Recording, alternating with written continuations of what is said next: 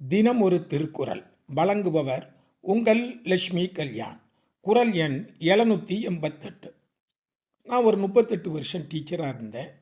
அப்படி வேலை பார்த்துக்கிட்டு இருக்கும்போது ஒரு என்னுடைய நெருங்கிய நண்பர் ஒரு ஆள் திடீர்னு அவர் கொஞ்சம் கடன் வாங்கிட்டாரு. நிறைய பிரச்சனை, கடனால் ஏகப்பட்ட பிரச்சனை. திடீர்னு கடன் கொடுத்தவர் வீட்டில் வந்து கொஞ்சம் தாறுமாறாக ஏசிட்டாரு. ரொம்ப பிரச்சனையாயிட்டு நான் எவ்வளவு மோசமான கேள்வி கேட்கணுமோ அவ்வளவு மோசமான கேள்வியை கேட்டு கொஞ்சம் கஷ்டப்பட்டுட்டார். அன்னைக்கு பார்க்கேன் அவர் ஸ்டாஃப் ரூமில் கொஞ்சம் கவலையாக இருந்தார். என்ன ஏது இவ்வளவு கவலையாக இருக்கேலன்னு அப்போ நிலைமையை சொன்னார். சரி கவலைப்படாதீங்க, நான் என் ஒய்ஃப்கிட்ட சொல்லி என்கிட்ட கையில் ரொக்கம் இல்லை, என் ஒய்ஃப்கிட்ட சொல்லி ஒரு நகை இருக்குது, நான் வேணா உங்கள்கிட்ட கொண்டு தாரேன்னு என் ஒய்ஃப்கிட்ட சொன்னேன். சரி வேணா கொடுங்க அப்படின்னா உடனே அந்த நகையை கொண்டு அவர்கிட்ட கொடுத்து பேங்க்கில் வச்சு அந்த கடனை அடைச்சிது. அவர் கொஞ்சம் சந்தோஷப்பட்டு, சார் ரொம்ப பெரிய பிரச்சனை, எனக்கு மானம் போகிற பிரச்சனை தான், ஏதோ நீங்கள் உதவி செஞ்சதுனால அது நீங்கிட்டு அப்படின்னு. ஏன் உதவி செஞ்சேன்னு எனக்கு தெரில. வள்ளுவர்கிட்ட கேட்போமா, உடுக்கை இழந்தவன் கைபோல அங்கே இடுக்கண் களைவதாம் நட்பு அப்படின்னு சொல்கிறான்.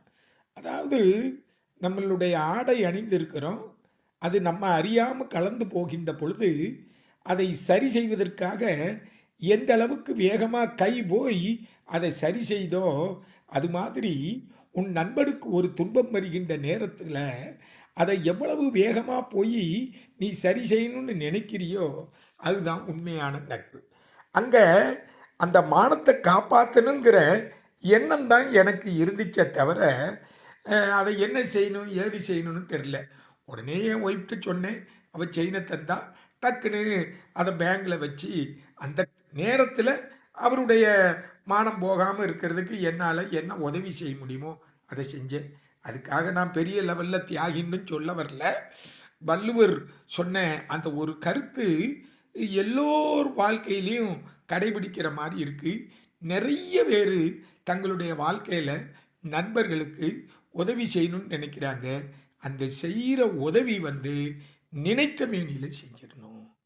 அதாவது அந்த கை எப்படி உடனே போய் சரி செய்தோ அதுபோல் நம்மளுடைய உள்ளம் அவனுடைய துன்பத்தை உடனே சரி செய்வதற்கு முயற்சிக்க வேண்டும்.